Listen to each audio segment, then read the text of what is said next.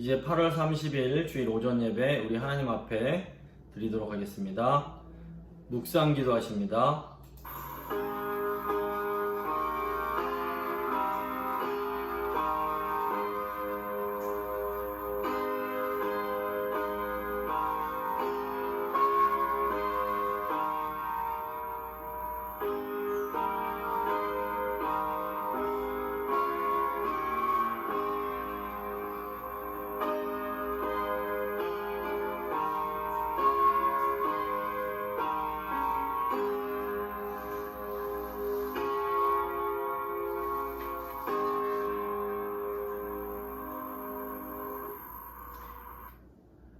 거룩하신 삼위일체 하나님, 하나님의 은혜의 약속 가운데에 구원을 받은 하나님의 백성들이 거룩하신 삼위 하나님을 예배하기 위하여 이 자리로 모였습니다. 성부 하나님, 온 세상을 창조하신 그 능력으로 우리의 마음을 새롭게 창조해 주시고, 성자 예수님, 우리를 구원하신 그 보혈의 능력으로 우리의 죄를 깨끗하게 씻어 주시고, 성령 하나님, 우리를 거룩하게 하시는 그 능력으로 우리에게 지금 이 시간 하나 되는 은혜를 허락하여 주시옵소서. 하나님, 저희가 성령 안에서 말씀 되시는 성자 예수 그리스도를 통하여 성부 하나님께 나아가 진심으로 예배하기 원하오니 우리의 예배를 받아 주시옵소서. 감사드리며 귀하신 우리 구주 예수 그리스도의 이름으로 기도드립니다. 아멘. 이제 사도신경으로 우리의 신앙을 고백하도록 하겠습니다. 나는 전능하신 아버지 하나님, 천지의 창조주를 믿습니다. 나는 그의 유일하신 아들 우리 주 예수 그리스도를 믿습니다. 그는 성령으로 잉태되어 동정녀 마리아에게서 나시고 본디오 빌라도에게 고난을 받아 십자가에 못 박혀 죽으시고 장사된 지 사흘 만에 죽은 자 가운데서 다시 살아나셨으며 하늘에 오르시어 전능하신 아버지 하나님 우편에 앉아 계시다가 거기로부터 살아있는 자와 죽은 자를 심판하러 오십니다. 나는 성령을 믿으며 거룩한 공교회와 성도의 교제와 죄를 용서받는 것과 몸의 부활과 영생을 믿습니다. 아멘. 찬송가 1장 찬양하도록 하겠습니다. 찬송가 1장 찬양합니다.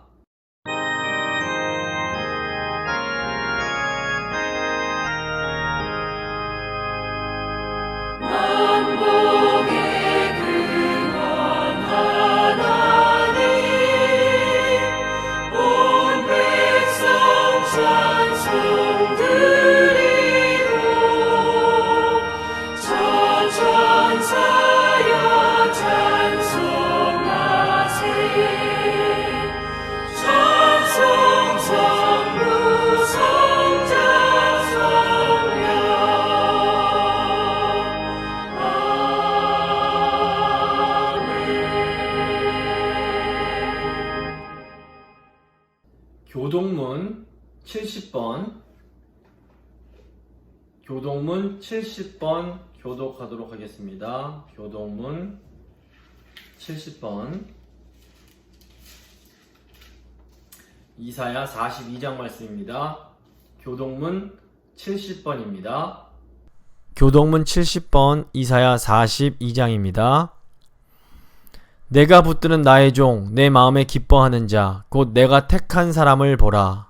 내가 나의 영을 그에게 주었은즉 그가 이방의 정의를 베풀리라.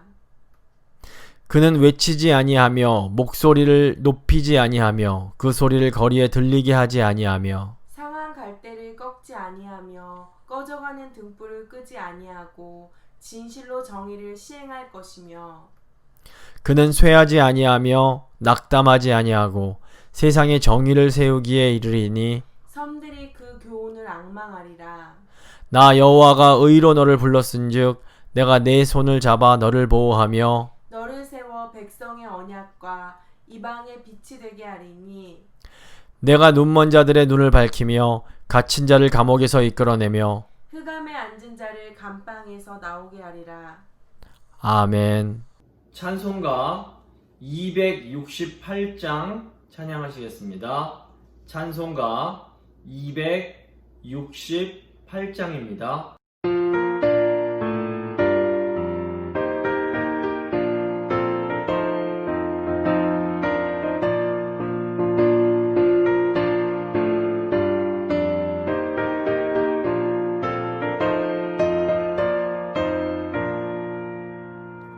죄에서 자유를 얻게 하는 보혈의 능력 주의 보혈 시험을 이기고 승리하니 참 놀라운 능력이로다 주의 보혈 능력이 또다 주의 피 믿어 주의 보혈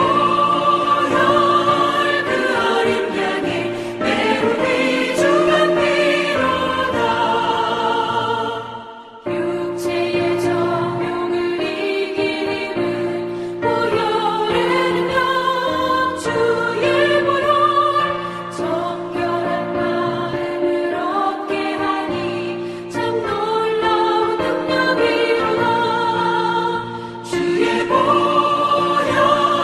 능력이 또다 주의 피 믿어 주의 보혈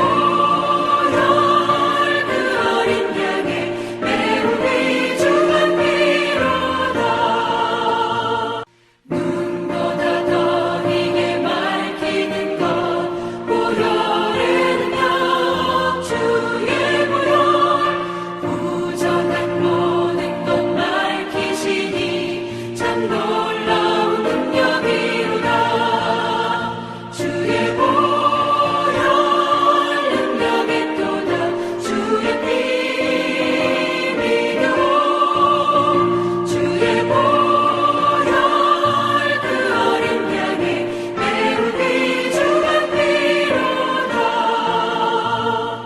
구주의 복음을 전할 제목 보혈의 능력 주의 보혈 날마다 나에게 찬송 주니 참 놀라운 능력이로다 주의 보혈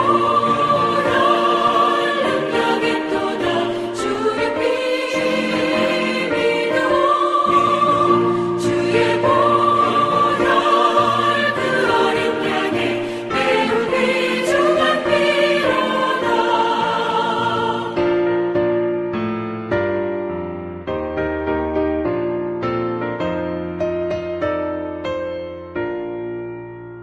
이제 이원한 장로님께서 예배 위에서 기도해 주시겠습니다. 사랑과 국물이 풍성하신 우리 하나님 아버지, 은혜를 생각할 때마다 진심으로 감사와 찬송을 드리옵나이다. 험난하고 죄 많은 세상에 두시었고 일주일 동안도 주님의 품속에서 평안히 지내게 하여 주시옵다가 주님 부활하신 거룩한 날에 하나님 전에 예배드리러 나왔습니다. 하나님 아버지, 저희들이 지은 죄와 허물을 생각할 때 감히 하나님 앞에 나올 수 없지만 이 시간에도 십자가의 공로를 의지하고 나와 싸우니 저희들의 나음을 용납하여 주시옵기를 간절히 바라옵고 원합나이다.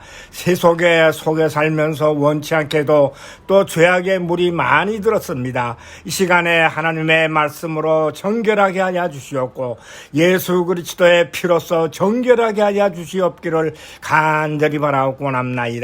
이제 성령의 인도함을 받아가지고 항상 진리를 추구하며 진리의 길을 따라가고 나중에 천성문에 들어갈 수 있는 저희 성도들님들이 되게 도와주시옵기를 간절히 바라옵고 원합나이다. 오늘도 은혜 가운데 두시옵고 하루 종일 하나님의 말씀 가운데 사는 성도님들이 되게 하여 주시옵소서. 모든 말씀 우리 구주 예수 그리스도의 이름으로 간절히 기도하옵나이다.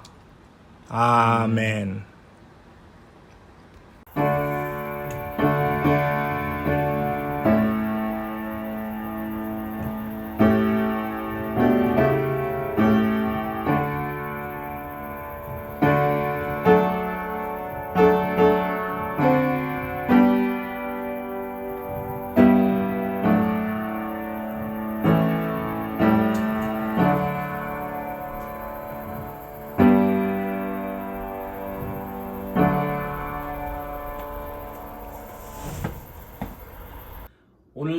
하나님 말씀은 갈라디아서 3장 15절부터 25절까지의 말씀입니다. 갈라디아서 3장 15절로 25절까지의 말씀 제가 봉독해 드리도록 하겠습니다. 갈라디아서 3장 15절부터 25절까지 말씀입니다. 형제들아, 내가 사람의 예대로 말하노니 사람의 언약이라도 정한 후에는 아무도 패하거나 더하거나 하지 못하느니라. 이 약속들은 아브라함과 그 자손에게 말씀하신 것인데 여럿을 가리켜 그 자손들이라 하지 아니하시고 오직 한 사람을 가리켜 내 자손이라 하셨으니 곧 그리스도라. 내가 이것을 말하노니 하나님께서 미리 정하신 언약을 430년 후에 생긴 율법이 폐기하지 못하고 그 약속을 헛되게 하지 못하리라. 만일 그 유업이 율법에서 난 것이면 약속에서 난 것이 아니니라. 그러나 하나님이 약속으로 말미암아 아브라함에게 주신 것이라. 그런즉 율법은 무엇이냐? 범법함으로 더하여진 것이라. 천사들을 통하여 한 중보자의 손으로 베푸신 것인데 약속하신 자손이 오시기까지 있을 것이라. 그 중보자는 한 편만 위한 자가 아니나 하나님은 한 분이시니라. 그러면 율법이 하나님의 약속들과 반대되는 것이냐? 결코 그럴 수 없느니라. 만일 능히 살게 하는 율법을 주셨더라면 의가 반드시 율법으로 말미암았으리라. 그러나 성경이 모든 것을 죄 아래에 가두었으니 이는 예수 그리스도를 믿음으로 말미암는 약속을 믿는 자들에게 주려 함이라. 믿음이 오기 전에 우리는 율법 아래에 매인 바 되고 계시될 믿음의 때까지 갇혔느니라. 이같이 율법이 우리를 그리스도께로 인도하는 초등교사가 되어 우리로 하여금 믿음으로 말미암아 의롭다함을 얻게 하려 함이라. 믿음이 온 후로는 우리가 초등교사 아래에 있지 아니하도다. 아멘. 이제 특별 찬양 순서가 되겠습니다.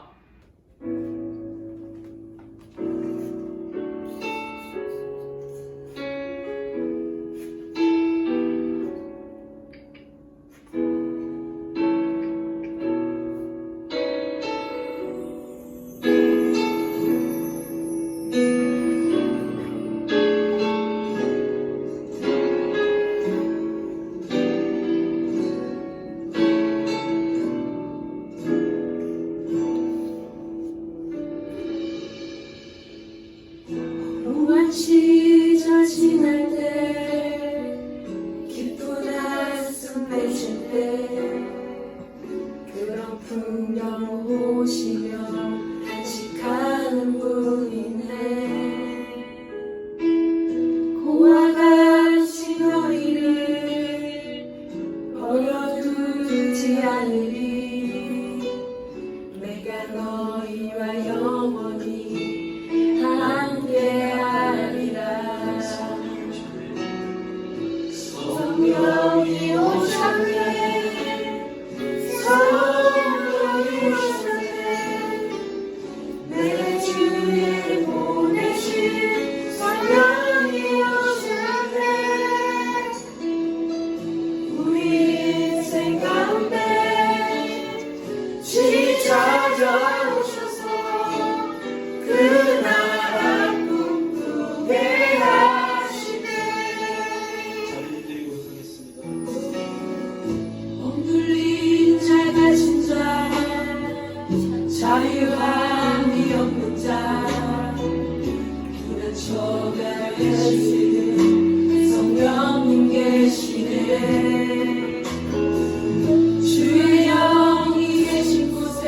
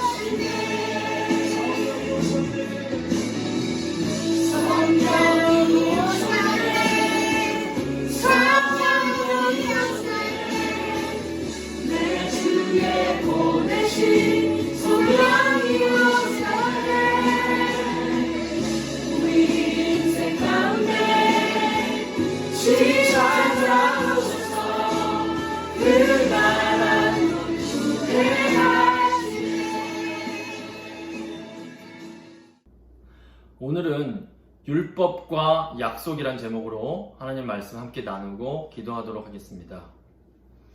이 갈라디아서는 율법주의자들에게 미혹을 당하고 있는 갈라디아 교회 교인들에게 보낸 사도 바울의 편지입니다.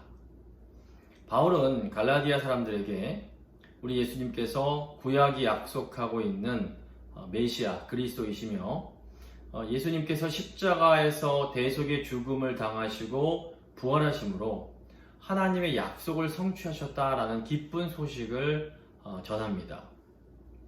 갈라디아 교인들이 이 복음을 듣고 믿음으로 하나님 앞에서 의롭다 여김을 받고 새 언약의 약속인 성령까지 받게 됩니다. 그런데 바울이 다른 이방 지역에 복음을 전하기 위하여 갈라디아를 떠났을 때에 유대주의자들이 이제 갈라디아 교회로 몰래 들어와서는 복음을 믿는 것도 좋지만 율법도 지켜야만 하나님 백성이 될 수 있다라고 하면서 갈라디아 교인들에게 유대인들이 지키고 있는 율법을 지켜야 한다라고 주장을 하게 됩니다. 갈라디아 교인들이 이 유대주의자들의 거짓 가르침에 미혹을 받게 되었다는 소식을 사도 바울이 듣고서는 절대로 그렇지 않다라고 하면서 복음의 진리에 거하라 라는 것을 강조하기 위해서 쓴 편지가 바로 갈라디아서라고 할 수 있습니다. 바울은 유대주의자들이 그토록 소중하게 생각하는 아브라함도 율법을 지켜서 하나님 앞에 의롭게 된 것이 아니라 하나님의 약속을 믿음으로 의롭게 되었다라고 하면서 유대주의자들의 그 주장을 반박합니다.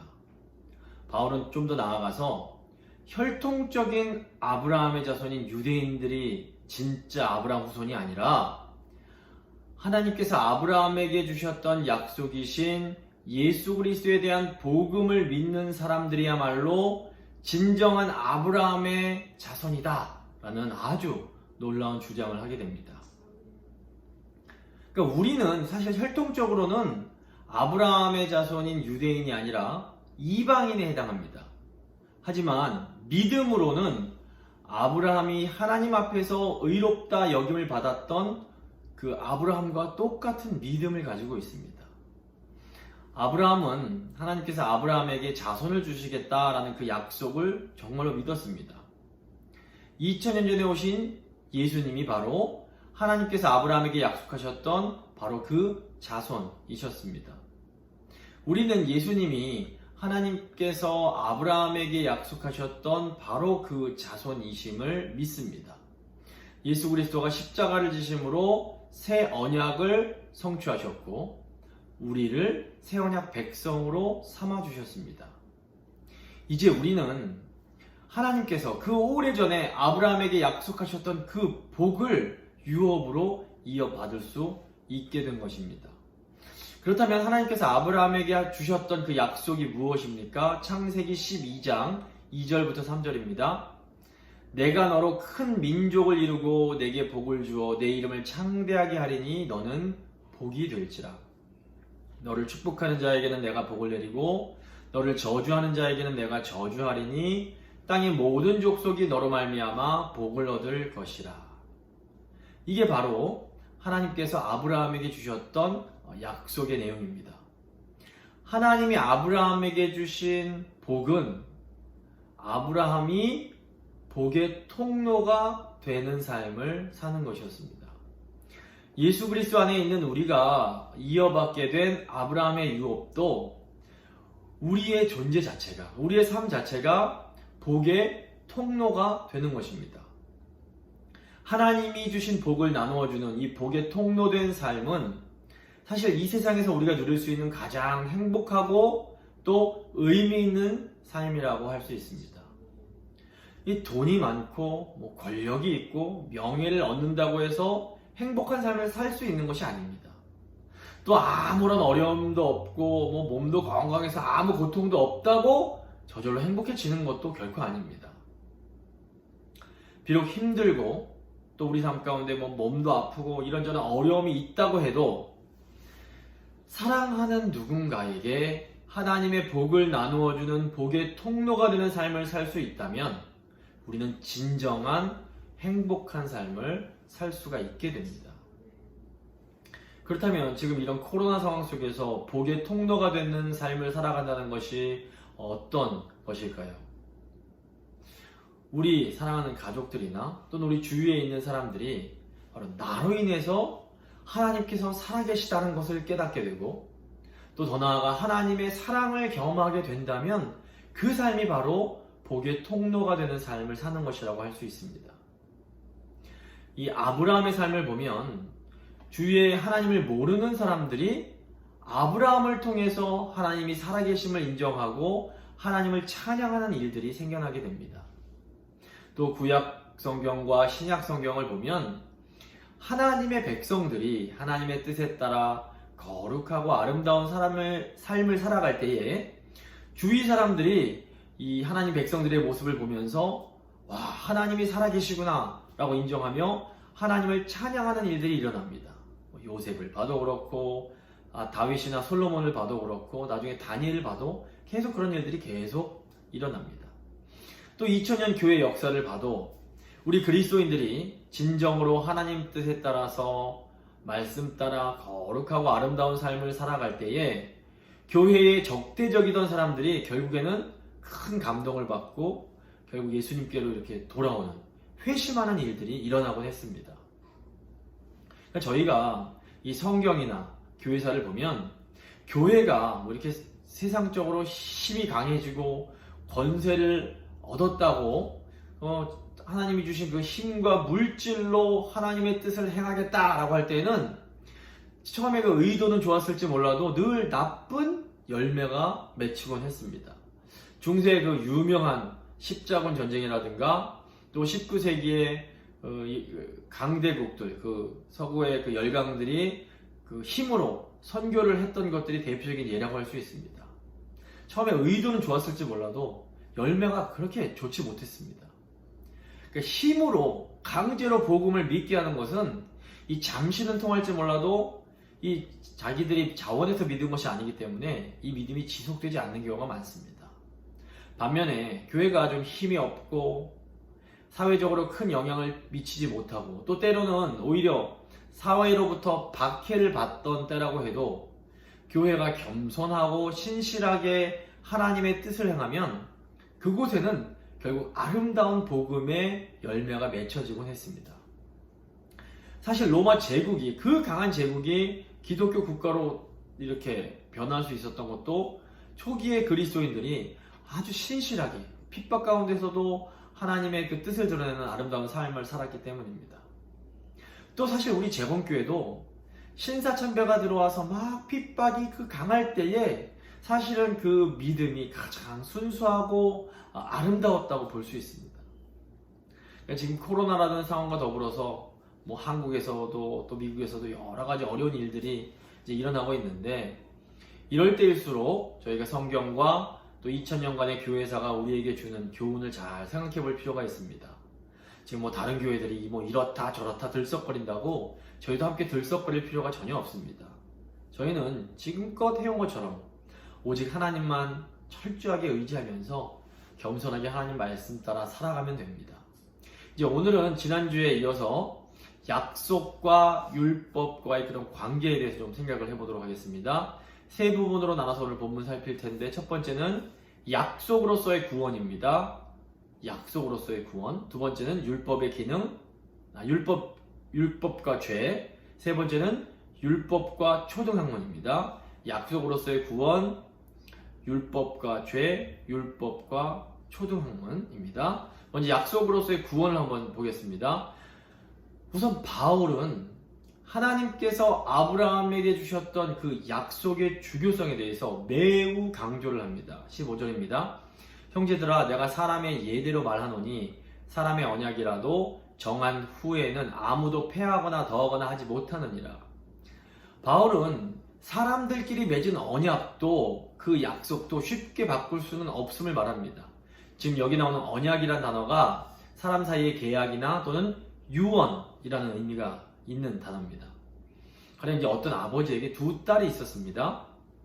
큰딸은 돈이 많은 남자와 결혼을 했고 작은 딸은 돈이 없는 가난한 사람과 결혼을 했습니다. 아버지가 큰딸은 돈이 많으니까 가난한 작은 딸에게 더 많은 유산이 갈 수 있도록 유언장을 작성을 했습니다. 그리고 이제 아버지가 돌아가셨는데 돌아가신 지 얼마 안 되어서 큰딸의 남편이 사업이 망해서 큰딸이 확 가난해지고 반면에 작은딸 남편의 사업은 잘 돼서 작은딸이 큰 부자가 되었습니다. 그런데 이렇게 상황이 변했다고 해서 아버지의 유언장을 마음대로 바꿔도 되는 것일까요?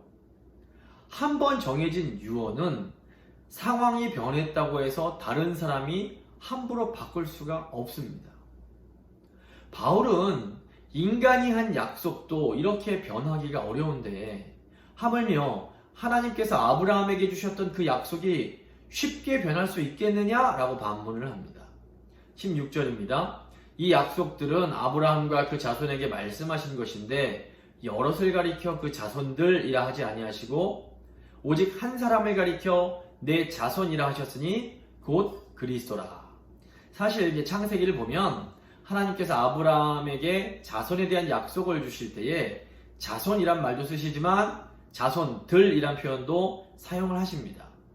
여기서 한 명의 자손을 말씀하실 때에는 이 자손은 그리스도를 의미합니다.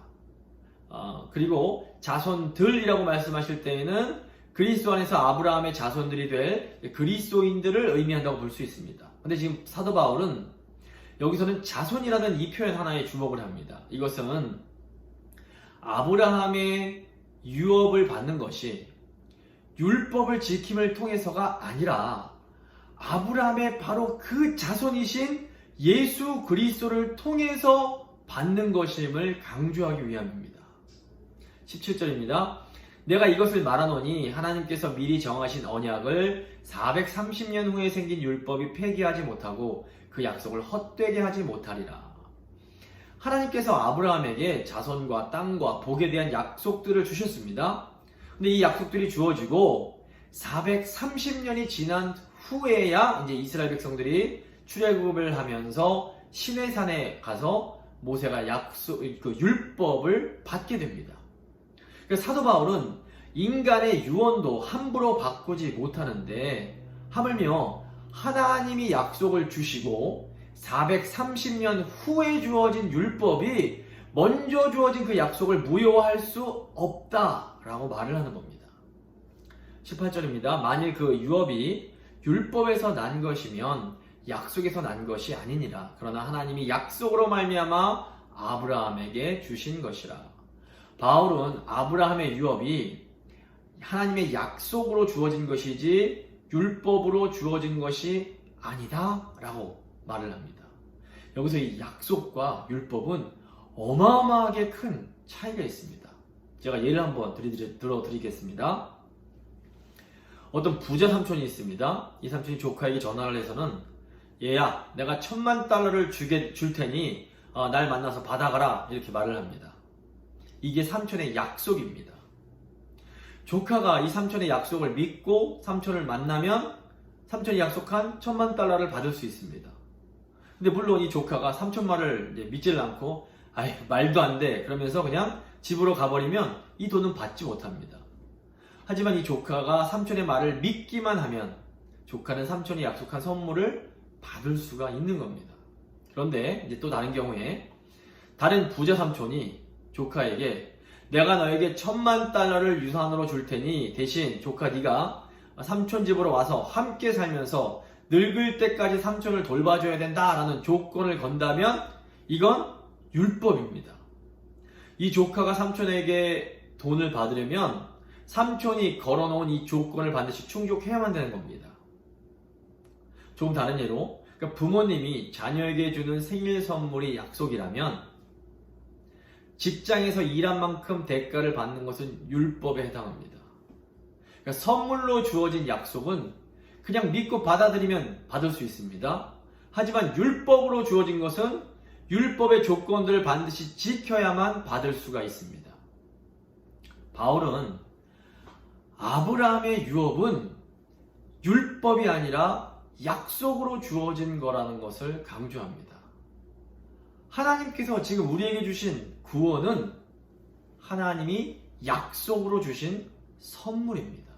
에베소서 2장 8절과 9절입니다. 너희가 그 은혜를 인하여 믿음으로 말미암아 구원을 얻었나니 이것이 너희에게서 난 것이 아니요 하나님의 선물이라. 행위에서 난 것이 아니니 이는 누구든지 자랑치 못하게 함이니라. 그러니까 우리가 하나님 앞에서 의롭다함을 받고 또 구원을 받고 하나님의 자녀가 되어 하나님이 주시는 복을 받는 것은 다 하나님께서 약속으로 주신 선물입니다. 그렇게 우리는 믿음으로, 이 하나님의 약속을 믿음으로 이 약속의 선물을 다 받은 그런 사람들이라고 할 수 있습니다. 그렇다면 하나님께서 주신 율법은 아무 쓸모가 없는 것일까요? 사도 바울은 결코 그렇지 않다라고 말을 합니다. 바울은 구원이 율법이 아닌 약속으로부터 주어진 선물이라는 것을 강조한 후에 율법의 두 가지 기능에 대해서 알려줍니다. 이제 두 번째, 율법과 죄입니다. 우선 율법은 우리가 죄인이라는 것을 깨닫게 해주는 기능이 있습니다. 19절입니다. 그런즉 율법은 무엇이냐? 범법함으로 더하여진 것이라. 바울은 로마서 5장에서도 율법이 인간의 죄 때문에 더해진 것이다 라고 말을 합니다. 이게 무슨 의미입니까? 우리 인간은 율법을 통해서 우리가 죄인이라는 것을 깨닫게 됩니다. 로마서 7장 7절입니다. 그런즉 우리가 무슨 말을 하리요? 율법이 죄냐? 그럴 수 없느니라. 율법으로 말미암지 않고는 내가 죄를 알지 못하였으니 곧 율법이 탐내지 말라 하지 아니하였더라면 내가 탐심을 알지 못하였으리라. 그러니까 우리는 하나님께서 주신 율법을 통해서 우리의 행위가 하나님 보시기에 죄라는 것을 깨닫게 됩니다. 그래서 모세오경을 보면 처음 시내산에서 주셨던 율법은 굉장히 짧고 단순했습니다. 그런데 이스라엘 백성들이 계속해서 죄를 지으면서 이 하나님이 주시는 율법 조항도 계속해서 늘어나고 더 복잡해지게 됩니다. 인간의 죄가 확장되면서 율법도 계속 확장될 수밖에 없었던 겁니다. 로마서에서 사도 바울이 율법이 들어온 것이 범죄를 더하게 하기 위함이다 라고 말한 이유도 바로 이 때문입니다. 로마서 5장 20절부터 21절입니다. 율법이 들어온 것은 범죄를 더하게 하려 함이라. 그러나 죄가 더한 곳에 은혜가 더욱 넘쳤나니 이는 죄가 사망 안에서 왕노릇한 것 같이 은혜도 또한 의로 말미암아 왕노릇하여 우리 주 예수 그리스도로 말미암아 영생에 이르게 하려 함이라. 바울은 율법으로 인해서 죄가 더 드러나는 바로 그곳에 하나님의 은혜가 더욱 넘친다라고 말을 합니다. 그러니까 율법은 우리의 죄를 깨닫게는 해주지만 이 우리의 죄의 문제를 해결해 주지는 못하는 겁니다. 우리의 율법이 알려준 우리의 죄 문제를 해결해 줄 수 있는 것은 오직 예수 그리스도를 통해서 우리에게 주어지는 하나님의 은혜밖에 없는 겁니다. 그래서 죄인인 우리에게는 하나님의 은혜가 반드시 필요합니다. 이 하나님의 은혜를 가장 충만하게 완전하게 드러내주는 것이 바로 하나님의 약속이 담겨있는 복음입니다. 19절 후반부입니다. 율법은 천사들을 통하여 한 중보자의 손으로 베푸신 것인데 약속하신 자손이 오시기까지 있을 것이라. 그 중보자는 한 편만 위한 자가 아니나 하나님은 한 분이시니라. 율법도 이 천사를 통해 중보자 모세를 통해서 주어진 아주 소중한 것입니다. 하지만 하나님의 약속은 한 분 하나님께서 직접 주신 것이기에 훨씬 더 소중한 것입니다. 그렇기 때문에 율법은 예수 그리스도에 대한 이 은혜의 약속과는 감히 비교할 수는 없습니다. 21절 보시면 그러면 율법이 하나님의 약속들과 반대되는 것이냐? 결코 그럴 수 없느니라. 만일 능히 살게 하는 율법을 주셨더라면 의가 반드시 율법으로 말미암았으리라. 바울은 율법이 하나님이 주신 약속들과 반대되는 것이 결코 아니지만 그렇다고 해서 생명에 이르는 의가 율법을 통해서는 주어질 수 없다라는 것을 분명하게 강조합니다.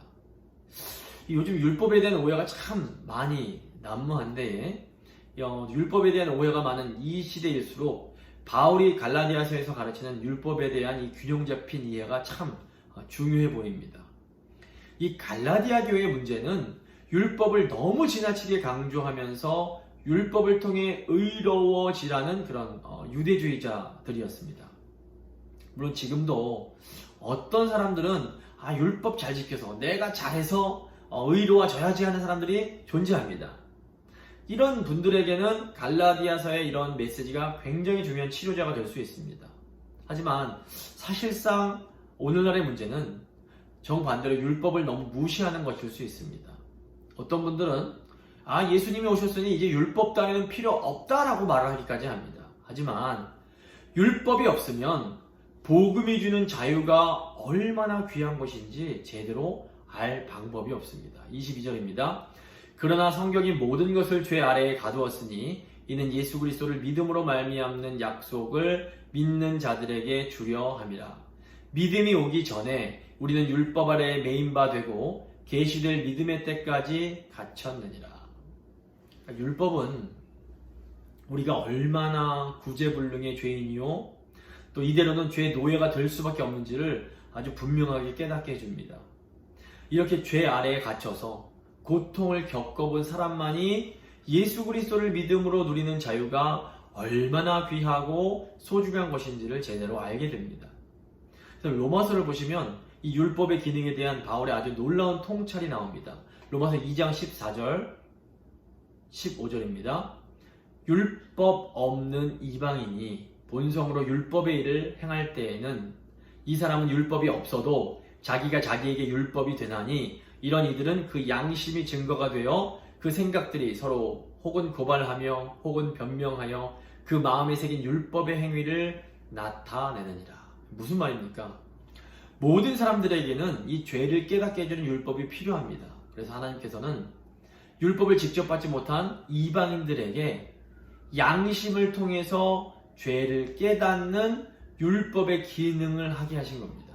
그래서 양심이 살아있을 때에는 사람들이 자기에게는 양심을 통해서 자신이 죄인이라는 것을 깨닫고 누가 나를 구원해 줄 수 있을까 하며 구원자를 기다리게 됩니다. 하지만 세상이 악해지면 악해질수록 사람들의 양심이 점점 마비되어 갑니다. 양심이 마비되면 사람들은 자신이 얼마나 끔찍한 죄인인지를 잘 모릅니다. 그리고 내가 죄인인 줄을 모르는 사람에게는 구원자도 필요 없고 복음도 필요 없고 예수님도 다 필요 없는 존재가 되어버리는 겁니다. 그래서 요한계시록을 보시면 말세가 되면 마귀가 온갖 방법을 다 동원해서 사람들의 양심을 마비시키려고 합니다. 그 이유가 양심이 마비가 될수록 예수님을 믿는 것으로부터 이제 멀어지게 되기 때문입니다. 율법은 과거나 지금이나 우리를 의롭게 하거나 구원하지는 못합니다. 하지만 여전히 지금도 율법은 중요합니다. 우리는 율법을 통해서 하나님 앞에서 우리가 얼마나 비참한 죄인인지를 깨닫게 되고 하나님의 약속이신 예수 그리스도를 바라볼 수 있기 때문입니다. 세 번째, 율법과 초등교사입니다. 율법은 이제 죄를 깨닫게 해줄 뿐 아니라 초등교사의 역할을 해줍니다.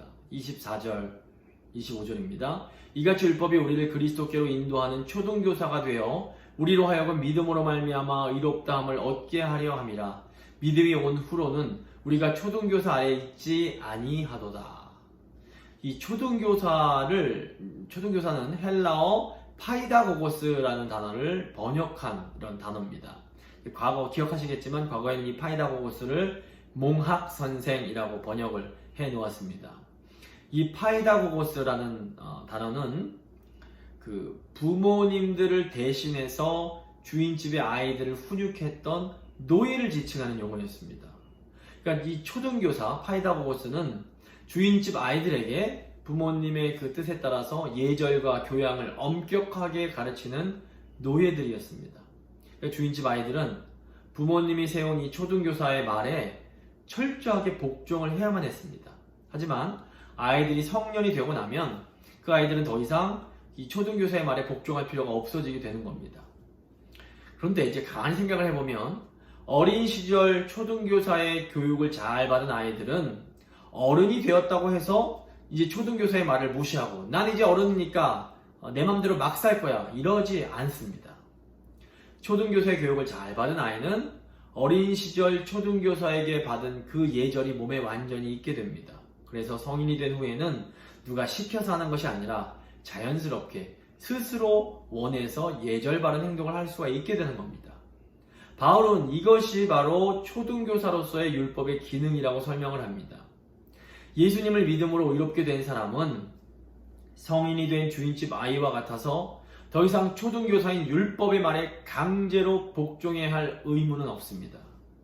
하지만 믿음으로 의롭게 된 사람은 하나님의 은혜로 하나님의 자녀가 되었음을 알기에 하나님께 감사하는 마음으로 하나님을 위해서 살고 싶어집니다. 믿음으로 의롭게 된 사람은 예수님께서 그러셨던 것처럼 기꺼이 자원하는 마음으로 하나님의 율법에 순종하며 살게 되는 것입니다. 이게 똑같은 공부라고 해도 하기 싫은 숙제를 억지로 해야 할 때와 또 내가 이 공부가 좋아서 스스로 할 때는 어마어마하게 큰 차이가 납니다. 근데 이 율법도 마찬가지입니다. 어떤 마음으로 이 율법을 대하는가에 따라서 그 결과는 완전히 달라지게 됩니다. 그러니까 율법으로 내가 의롭게 되겠다라는 목적을 가진 사람은 이 율법을 지키다가 결국에는 율법을 미워하게 됩니다. 이게 왜 그런가 하면 이 율법의 기준이 너무 높다 보니까 율법을 열심히 지켜도 그 높은 벽을 넘을 수가 없는 겁니다. 그래서 율법을 지키면 지킬수록 낙심하게 되고 절망하고 나중에는 화가 나게 되는 겁니다. 하지만 복음으로 의롭게 된 사람은 기쁨으로 율법을 지키다가 결국은 율법을 사랑하게 됩니다. 복음은 아무런 자격이 없는 나를 우리 하나님께서 먼저 사랑해 주시고 먼저 용납해 주셨다라는 기쁜 소식입니다. 이 은혜를 받은 사람은 하나님께 감사하게 되고 하나님을 너무 사랑하게 됩니다. 그러다 보니까 하나님께서 기뻐하시는 삶을 살고 싶은 마음이 생겨나면서 자원하는 마음으로 내가 하나님 뜻대로 살겠다, 하나님 율법대로 살겠다라는 그런 태도를 갖게 되는 겁니다. 의무로서 율법을 지키는 것이 아니라 하나님과의 그 친밀한 관계 속에서 그 사랑 가운데서 나오는 행동으로서 율법을 지키기 때문에 율법 지키는 것이 그렇게 싫지가 않은 겁니다. 그렇다면 초등교사로서의 율법은 왜 중요한 것일까요? 어린 시절부터 하나님 말씀에 순종하는 훈련을 한 사람은 복음을 믿고 하나님의 사랑을 깨달은 후에 훨씬 더 쉽게 하나님 뜻에 순종할 수가 있습니다. 이 모태신앙이 좋은 것 중 하나가 바로 이겁니다. 모태신앙은 못해요라고 부정적으로 보시는 분들이 많은데 사실 결국 그렇지 않습니다. 어린 시절부터 믿음 안에서 교회 안에서 하나님 말씀 따라 살은 것은 어마어마하게 큰 유익이 있습니다. 어린 시절부터 하나님 말씀에 순종하는 습관이 든 사람은 이 복음을 깨달은 후에 하나님 말씀에 순종하는 삶을 살기가 훨씬 더 쉽습니다. 그러니까 어린 시절에 하나님 말씀이 아니라 어떤 세상적 가치에서 살다가 다 장성한 후에 복음을 믿고 하나님을 이제 사랑을 깨닫게 되면 하나님을 너무 사랑해서 하나님 뜻대로 살고 싶지만 예전에 몸에 익숙해져 버린 그 오래된 죄의 습관을 버리기가 굉장히 힘이 듭니다. 근데 물론 그럼에도 불구하고 복음을 온전히 믿은 사람은 결국에는 하나님을 향한 사랑 때문에 이 힘든 어려운 일들을 할 수 있게 됩니다. 제가 예를 하나 들려드리겠습니다.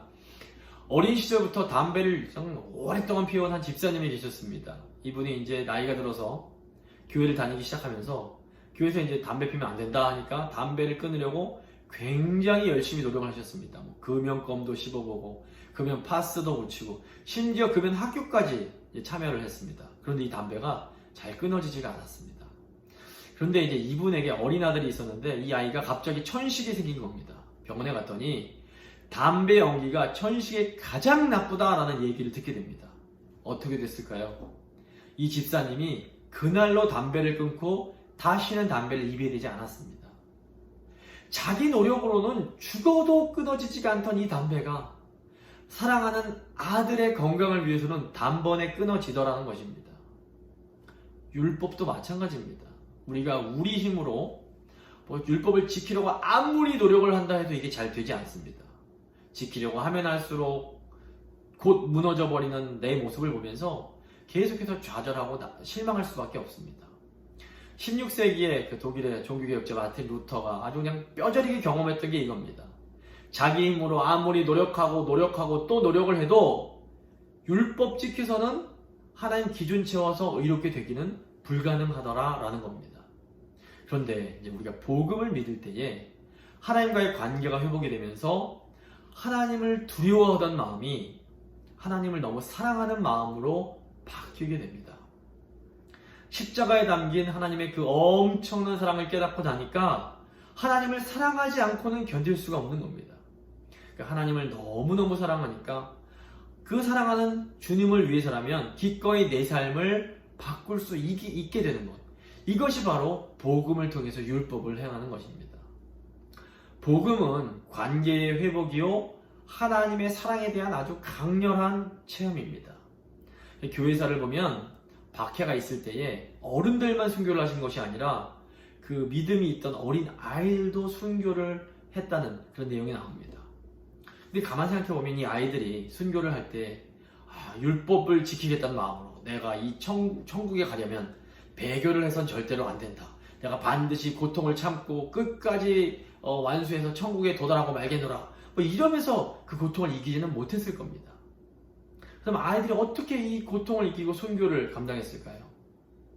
아이들이 그 엄청난 고통을 참을 수 있었던 것은 이 아이들도 예수님을 진심으로 사랑했기 때문입니다. 우리 예수님이 너무 귀하고 좋으니까 차마 예수님을 배신할 수가 없었던 겁니다. 어려운 시기를 살아가고 있는 우리가 이 어려운 가운데 하나님 말씀에 순종할 수 있는 방법도 이겁니다. 내 힘으로 잘 살아야지, 노력해야지 한다고 이게 잘 되지 않습니다. 우리가 복음에 담긴 이 하나님의 사랑이 얼마나 큰지를 깨닫고 우리 하나님을 진심으로 사랑할 때에 우리는 하나님의 말씀을 기꺼이 순종하는 그런 삶을 살 수가 있게 됩니다. 말씀 마무리 짓겠습니다.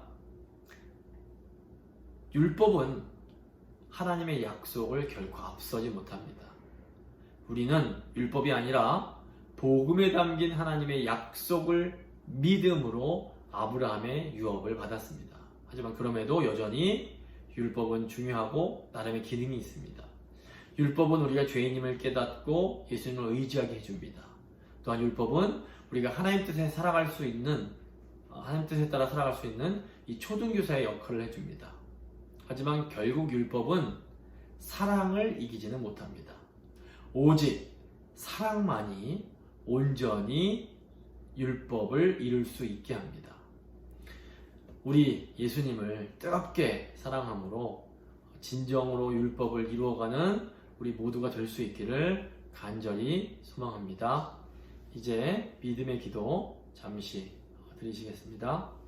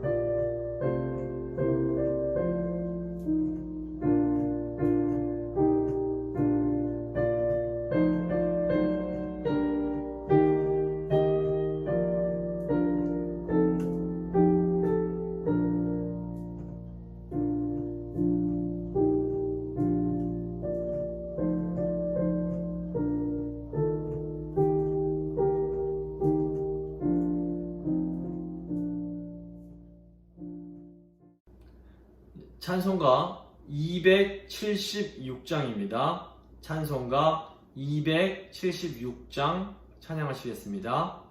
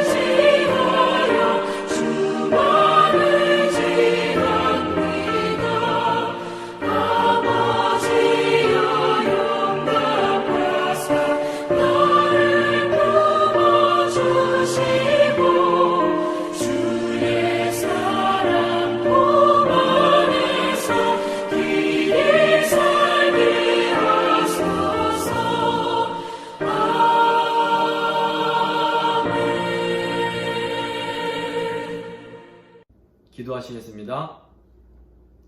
하나님, 놀라운 복음의 약속을 통해 우리를 의롭다 하시고 하나님의 그 거룩한 백성 삼아주신 그 은혜와 사랑에 진심으로 감사드립니다. 하나님, 저희가 하나님을 더 뜨겁게 사랑함으로 즐거운 마음으로 자원하는 마음으로 하나님께서 주신 율법을 행할 수 있도록 주여 저희 마음을 붙들어 주시옵소서. 저희 힘으로 잘하려고 하면 절대로 할 수 없습니다. 하지만 예수님의 그 십자가에 담긴 하나님의 큰 사랑을 기억하며 그 사랑을 통하여 일할 때에는 저희가 할 수 없는 일도 능히 할 수 있게 될 줄을 믿습니다. 주님, 저희 마음 가운데에 하나님을 향한 그 사랑을 날로 더욱더 커져갈 수 있도록 주여 도와주시옵소서. 하나님 사랑하는 마음 담아 작지만 주님 앞에 예물 드립니다. 이 예물 사용되어지는 곳마다 하나님 영광 받아주시고 하나님 나라가 임하게 하여 주시옵소서.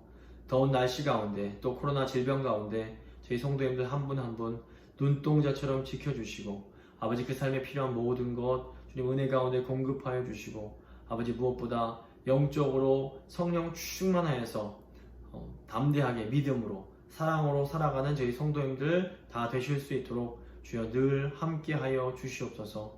하나님, 교회가 너무 연약하고 부족하여서 세상으로부터 지탄을 받고 있습니다. 주님, 교회가 많이 반성하게 하시고 이것을 기회 삼아서 다시 한번 더 교회가 순결해지고 하나님 뜻이 무엇인지 잘 분별함으로 이 시대 가운데 교회에게 주신 사명을 잘 감당하는 그런 교회들이 될 수 있도록 주여 긍휼을 베풀어 주시옵소서. 감사드리며 귀하신 예수 그리스도의 이름으로 기도합니다. 아멘.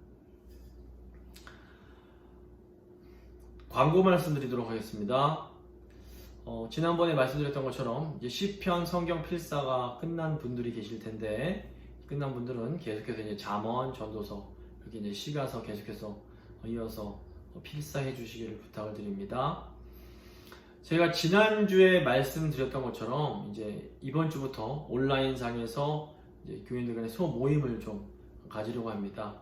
오늘 이제 교회 카톡 방에 그 핸드폰에 그 줌이라는 어플을 이제 설치하는 법을 자세히 안내해 드리겠습니다.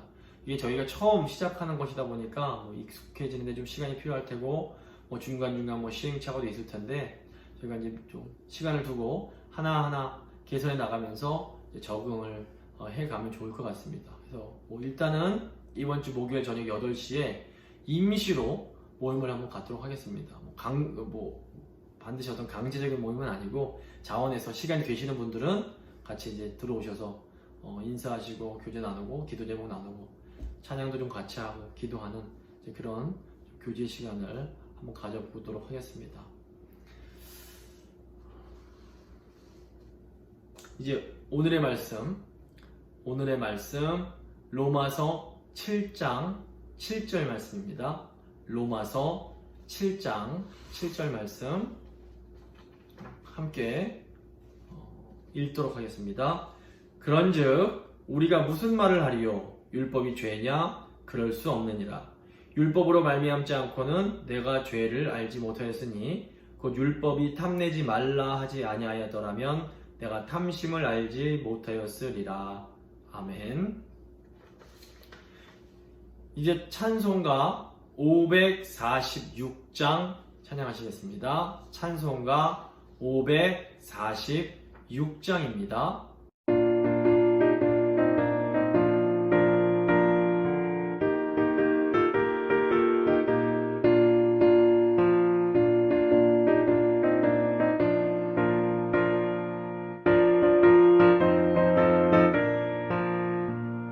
주님 약속하신 말씀 위에서 영원토록 주를 찬송하리라. 소리 높여 주께 영광 돌리라.